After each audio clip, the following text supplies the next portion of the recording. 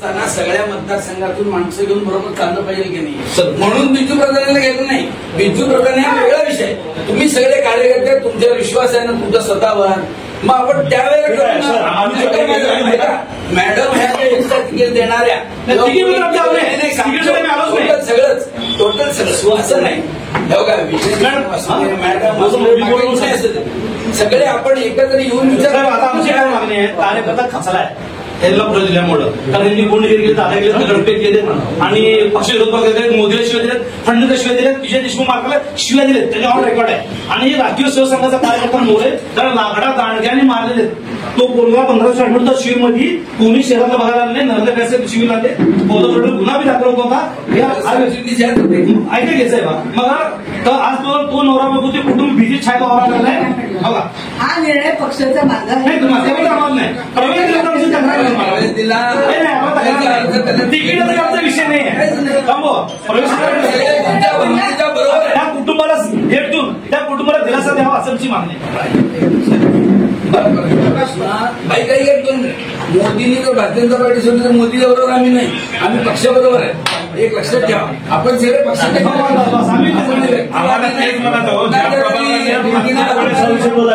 करूच नका.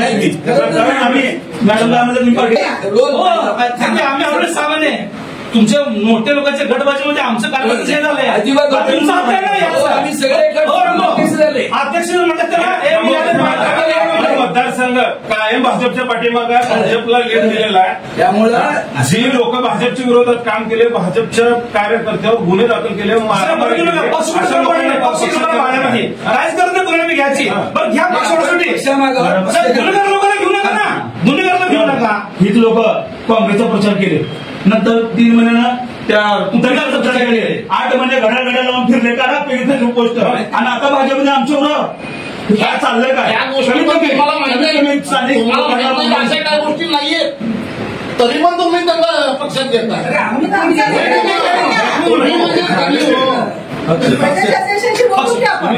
आमच्या भावना एवढंच आहे की तुम्ही एकच बोलतो लास्ट की जास्त किती बोलतो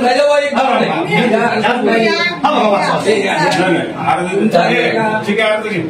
मी त्यांना काय म्हणलं होतं, तुमचं काय म्हणणं आहे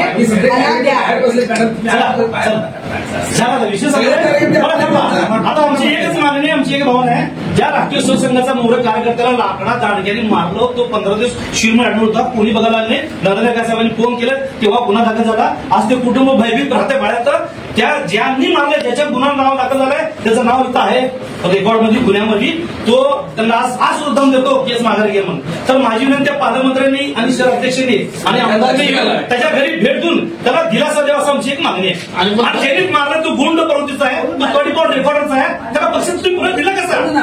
आम्ही पक्षाला त्यावेळेस त्याही व्यक्तीला तुम्ही पक्षात घेतलं, त्याही व्यक्तीचा पोलीस आहे, याला सगळं माहिती आहे. ज्या वार्डात चिकुरापेठेत लाता खाल्ल्या ना त्याच मांडरात नगरसेवक केलं, ज्यांच्या विरोधात आम्ही पहिल्यापासून 75 सालापासून लढलो ना, ती बाई महापौर झाली, तिचं तिकीट घडलं. कोण आहे जबाबदार? आहे का जबाबदार कोण? तुम्ही मला सांगा ना. ज्या शोभा बनशेट्टीच्या आजचे सासऱ्याबरोबर कायम लढाई केली, ती बाई महापौर झाली हिच्या वेळेला. आमचं वाटण तुमच्यासाठी नाही आहे, दुःख आहे की आमच्या भावना जाणून घेऊन प्रदेशाला कळवा. कट केलं आमचं तिकीट कट केलं, भाजपचे उमेदवार आपण सगळे